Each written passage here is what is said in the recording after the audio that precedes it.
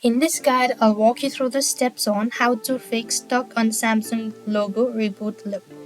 So in order to fix Galaxy Watch Ultra stuck on Samsung logo reboot loop, you want to make sure to watch this video right till the end.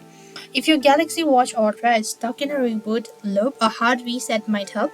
To do this, you want to press and hold the power button and the back button simultaneously until the rebooting option.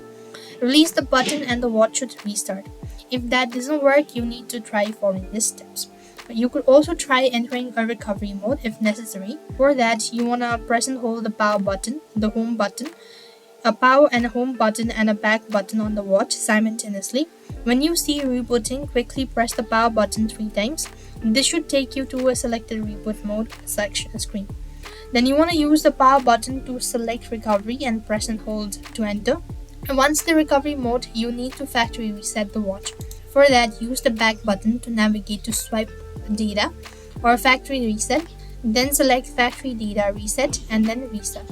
After which, you should be able to fix it. So if nothing seems to be working out, then the only way to fix it is by contacting Samsung support, and they should be able to help you out in this matter.